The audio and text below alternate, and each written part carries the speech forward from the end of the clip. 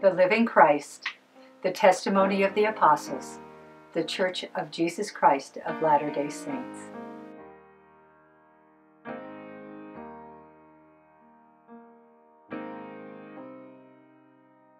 As we commemorate the birth of Jesus Christ 2 millennia ago, we offer our testimony and reality of his matchless life and infinite virtue of his great atoning sacrifice.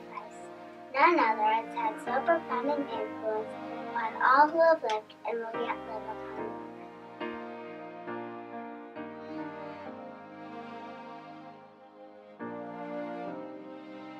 He was the great Jehovah of the Old Testament, the Messiah of the New. Under the direction of his Father, he was the creator of the earth. All things were made by him, and without him was not anything made that was made. Though sinless, he was baptized to fulfill all righteousness. He went about doing good, yet he was despised for it. His gospel is a message of peace and goodwill.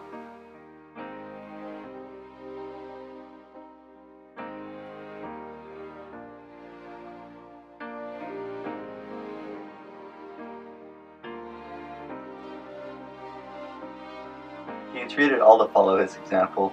He walked the roads of Palestine, healing the sick, causing the blind to see, and raising the dead. He taught the truths of eternity, the reality of our premortal existence, the purpose of our life on earth, and the potential for the sons and daughters of God in the life to come. He instituted the sacrament as a reminder of his great atoning sacrifice. He was arrested and condemned on spurious charges, convicted to satisfy a mob, and sentenced to die on Calvary's cross. He gave his life to atone for the sins of all mankind. His was a great vicarious gift in behalf of all who would ever live upon the earth.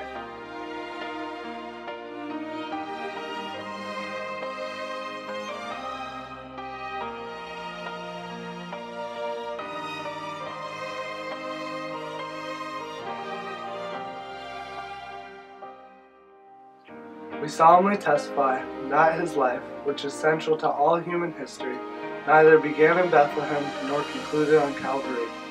He is the firstborn of the Father, the only begotten Son in the flesh, and the Redeemer of the world. He rose from the grave to become the firstfruits of them that slept. As risen Lord, he visited among those he loved in life. He also ministered among his other sheep in ancient America. In the modern world, he and his father visited the boy Joseph Smith, ushering in the long-promised dispensation of the fullness of times.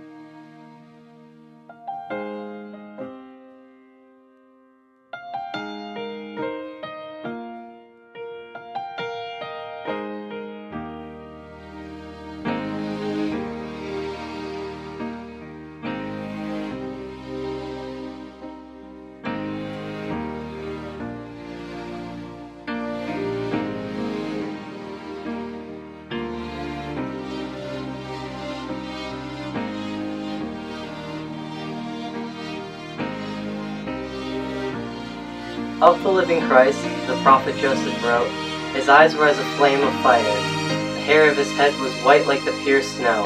His countenance shone above the brightness of the sun. And his voice was as the sound of the rushing of great waters, even the voice of Jehovah, saying, I am the first and the last. I am he who liveth.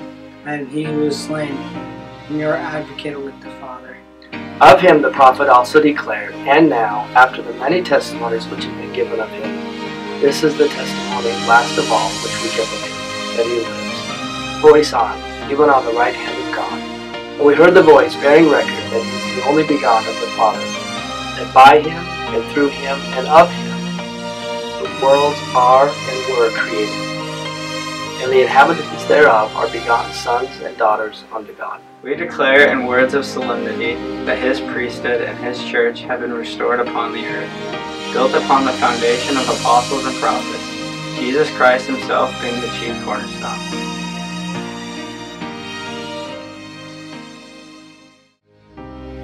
We testify that he will someday return to earth, and the glory of the Lord shall be revealed, and all flesh shall see it together. He will rule as King of Kings and reign as Lord of Lords. And every knee shall bend, and every tongue shall speak in worship before him. Each of us will stand to be judged of him according to our works and the desires of our hearts.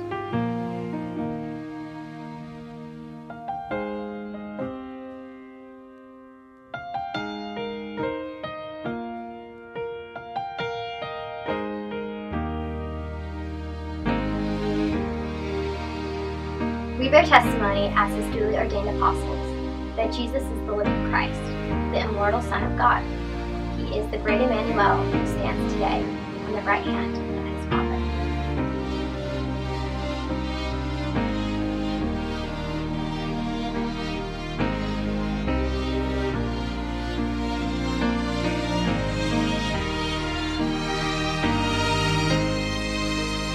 He is the light, the life, and the hope of the world. This way is the path that leads to happiness in this life.